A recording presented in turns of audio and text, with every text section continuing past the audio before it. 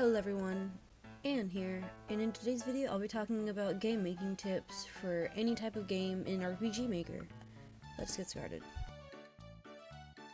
To get started, I wanted to start by saying never make any of your maps square, like using the house to make it square. Make it different than like a flat piece of land, like make hills or make cliffs or do something.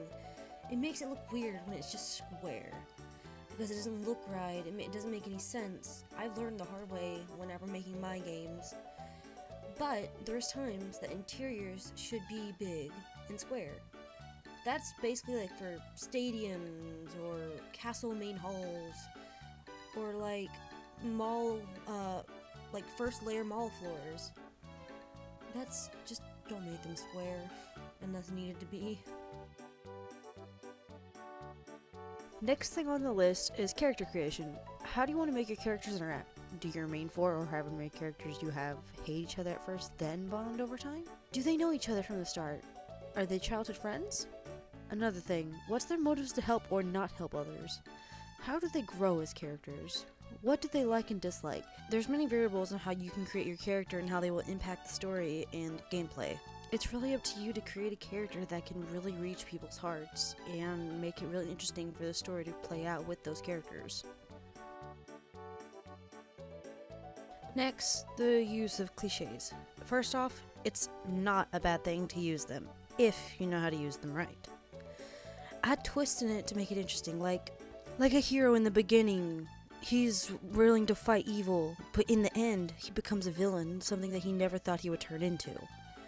Or a princess not wanting to be saved, and just wanting to be with the person that had taken her away, and soon enough fell in love with the person that did.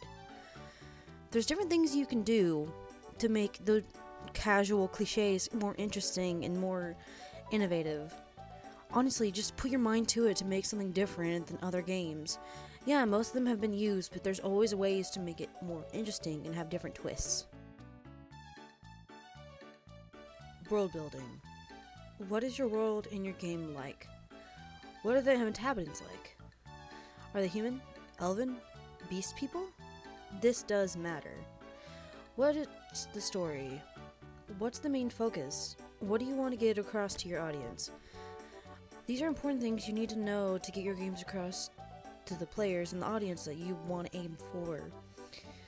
For instance, here's an example. In my game, Alistair in Wonderland, it's basically based in a surreal wonderland that has different inhabitants than the real world that the main characters are from.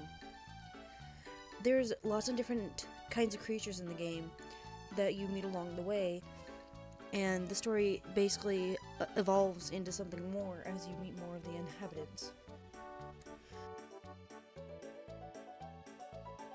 Lastly, don't be afraid of feedback. It's not the end of the world to have someone critique your game. No one's game is flawless when you send it out for a demo form or to have playtesters play it. That's what playtesters are for, to help you fix things like bugs and glitches and bad text, everything. They're there to make sure the playability of your game is stable and won't cause any more glitches, at least ones that no one else has found yet.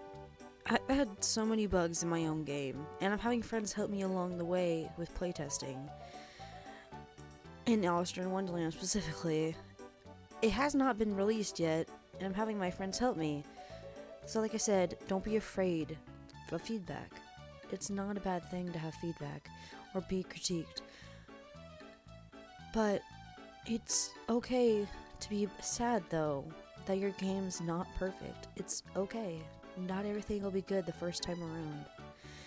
And you'll eventually get there to when you'll finally get that rush of enjoyment and happiness when you finally release that gem of a game that you make. Anyway, I hope you guys enjoyed. Anne?